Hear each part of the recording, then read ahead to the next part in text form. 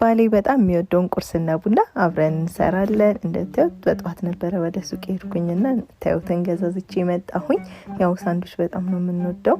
እኔም ባለቤቴም ሳንዱች ነው ለመስራት ያሰብኩት እና እዚህ ጋር እንደምታዩት በባትሪ በደንብ አጣርቼ ማየት ጀመርኩኝ። ከሱቅ ካመጣሁት በኋላ ተበላሸ እንዳይኖረው ስለምቀቅለው ማለት ነው። እዛም እንቁላሌን ጥጄ ወደ መክተፍ ገባሁኝ። እዚህ ጋር ቃሪያ፣ ሽንኩርት እንዲሁም ቲማቲም አንዳንድ ነው ከሁሉም የከተፍኩት። ያው አንድ ላይ ሲሆን ምን ይበዛል።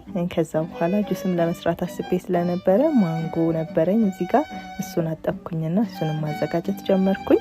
ገዝቼ የነበረው ማንጎ በጣም ትልቅ ነበርና አንዱ ብቻውን በቂ ነበረ እና ለምን ቺፕስን በዛው አልሰራም ብዬ እዚህ ጋር ደግሞ ድንቼ ልጬ ወዲያው ቺፕስ ለመስራት ማዘጋጀት ጀመርኩኝ። እዛው ጋር ጥደዋለሁ ብዬ ነበረ ግን ሀሳቡን ያመጣሁት ቆይቼ ስለሆነ ቆይቼ ነው የጣልኩትኝ። እንደምታዩት ካዘጋጀው በኋላ እንቁላላችንም ደርሷል።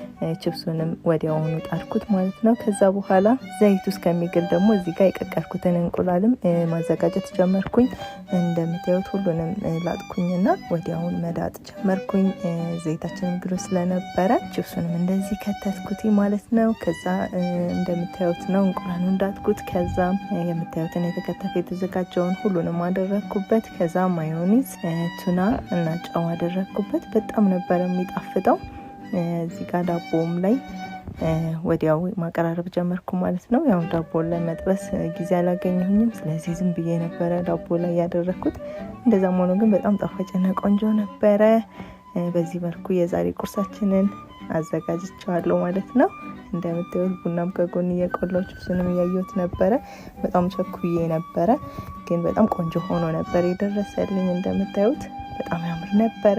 ቁርሳችንም ደርሷል። ሁሉም ቁርሳችንን በዚህ መልኩ ደርሶ የሚያምር ሆኖ የጥሩ ቀን ምልክት ነው ይባላል። ጥሩ ቁርስ እንደዚህ የሚያምር አድርገን አቀራርበን ቁርሳችንን በልተን ተለያይተናል። ከእናንተ ጋር ባይ